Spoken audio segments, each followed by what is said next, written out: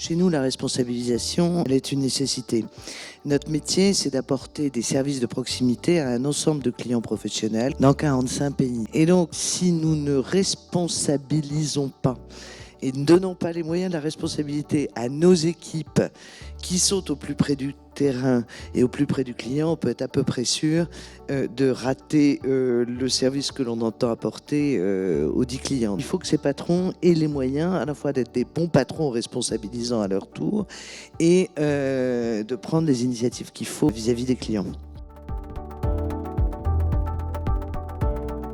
Il y a deux mots qui, je trouve, traduisent mieux en anglais qu'en français ce que l'on est en train d'essayer d'approcher autour de la responsabilisation, qui s'appelle d'un côté empowerment et de l'autre accountability.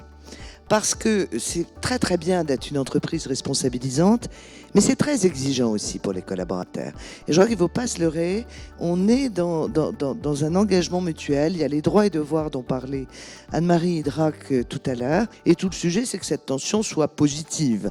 Donc d'une part que ceux qui sont investis de cette confiance disposent en effet des outils pour exercer leur métier, ils peuvent avoir besoin de moyens matériels, ils peuvent avoir besoin de formation, ils peuvent avoir besoin en effet de choisir des modes de prime, des modes d'organisation du travail qui sont différents.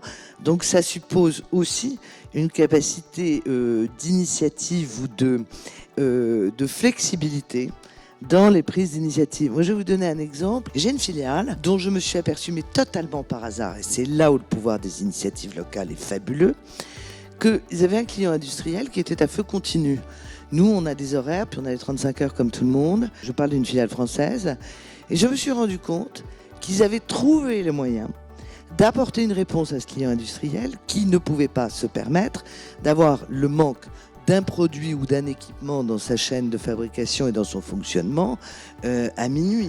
Ils se sont simplement dit qu'au fond, les compagnies aériennes, elles avaient un truc qui s'appelait l'astreinte, et ils ont mis un certain nombre de collaborateurs sur une base de volontariat sous astreinte, qui, en fait, on a été appelé une fois par an, mais on avait un 24/7 avec une astreinte. Ils avaient inventé ça tout seuls.